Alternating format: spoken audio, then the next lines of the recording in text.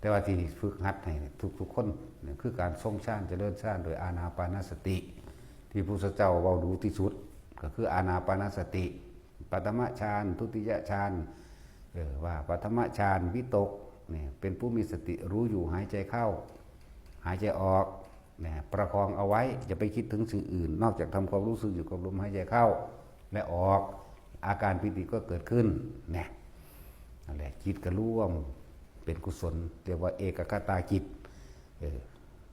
บัดนี้เฮามาใส่วิธีดัดแปลงเอาจากบ่ล่ะ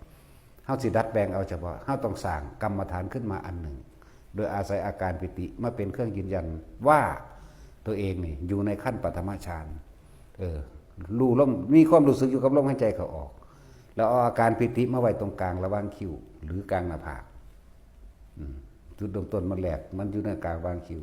ถ้ามันเปลี่ยนไปต่อไปแล้วมันจะขึ้นซาบซ่านขึ้นเป็นระหว่างหน้าผากจนถึงขึ้นหัวหรอกนี่คือปฐมฌานเป็นผู้มีสติรู้อยู่อันนี้เป็นจิตหนึ่งเราได้นี่เอิ้นว่าจิตร่วมก็ได้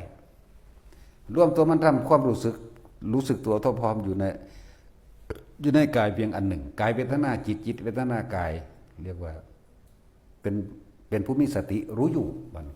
รู้หยังรู้สึกตัวนั่นแหละเพียงแค่ปฐมฌานนี่ก็สามารถเข้าถึงบรรลุธรรมใดได้จากมันเข้าถึงโสดาสกิทาคาจนถึงอรหันต์ใดเบิดนั่นแล้ว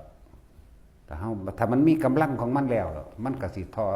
มันก็สิรู้ทันความคิดดอกจิตธรรมดาก็เป็นศูนย์รวมสรรพสิ่งในความรู้สัพพะความรู้สัญญาเวทนาสังขารวิญญาณรวมแล้วก็คือจิตก็คือผู้รู้นี่แหละรู้เบิดนั่นแหละแต่ว่ามันสิเอาทันบ่ได้มันบ่ล่ะหมายถึงอาการของจิตก็คือความคิดจากวันจิตเป็นผู้รู้สังสมอยู่เฉพาะมันเองเนาะอาศัยตาหูจมูกลิ้นกายไปกระทบสัมผัสตาเห็นปุ๊บโดยความเคยชินของมันมักคิดโลดเห็นคนผู้ยิ่งยังมากอีหาหนึ่งคือขี้ลายแท้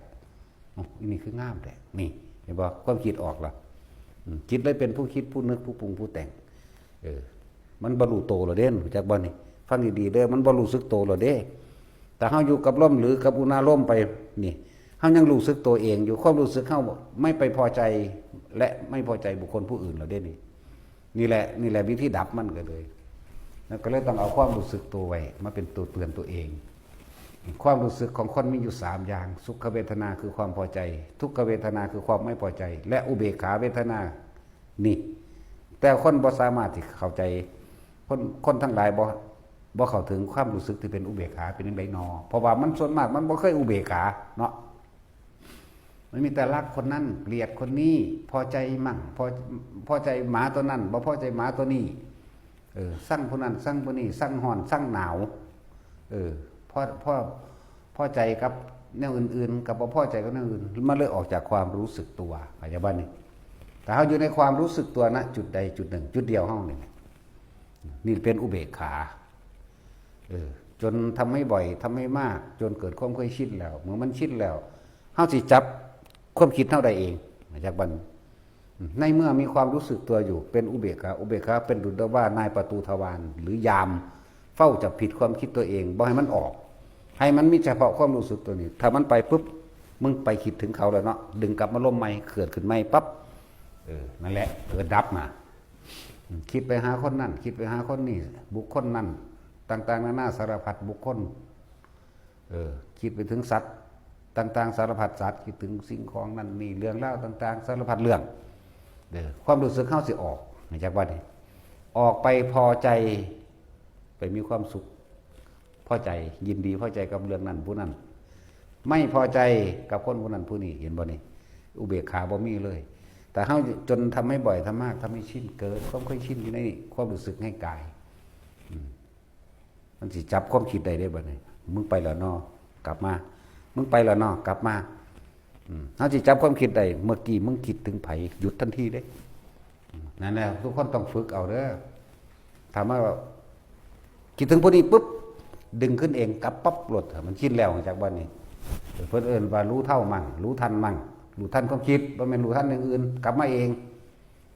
จนความรู้สึกเกิดความเคยชินบัด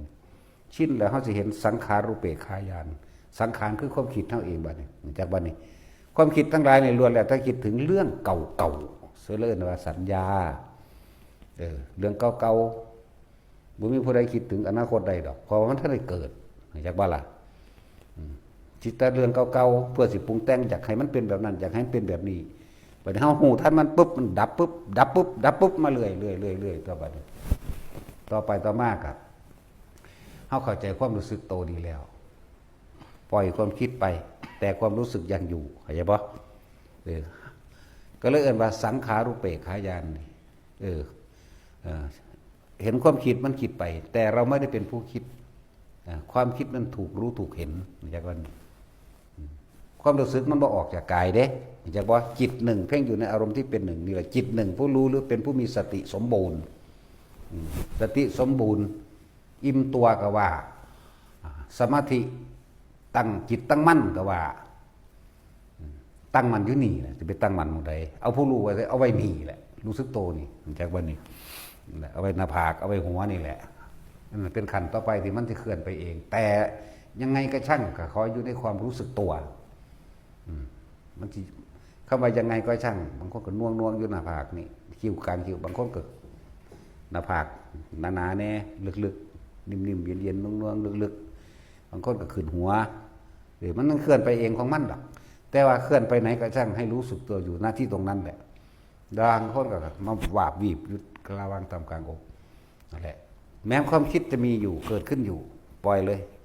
ให้สังเกตความรู้สึกอยู่ได้บาดนี่ปีความรู้สึกข้างอกดูหัวหน้าผากนี่ก็แล้วแต่ดูจังสี่บาดในความคิดนั่นเฮาเลยเกยเป็นคนเป็นผู้เห็นความคิดมันสิคิดแต่เรื่องเก่าๆเด้มันคิดเรื่องไม่พอได้มันบ้านเกิดเรื่องว่าสัญญาถ้าเฮาท่านความคิดแล้วเวทนาย่อมเกิดขึ้นมาได้เวทนาหมายถึงพอใจและไม่พอใจเกิดขึ้นมาได้เมื่อกิดนิโรธดับมันตัวจากบ้านละจะว่าสัญญาเวทยิตะนิโรธดับสัญญาใดคือไม่คิดปรุงแต่งในเรื่องเก่าๆเวทนาย่อมเกิดขึ้นมาได้พบดับก็เป็นนิพพานจากบ้านละทุกคนเคยพออารมณ์นี้เบิดนั่นแหละทุกคนเคยพอเหตุการณ์แบบนี้เบิดแต่ว่ามันเป็นช่วงระยะเวลาที่สั่นจนจับหยังบ่ได้นิเพธิกะวิคัมพนะนิเพธิกะนิพพานชั่วขณะมันดับชั่วขณะไหมมันหยุดคิดปรุงแต่งชั่วขณะไหมแหละ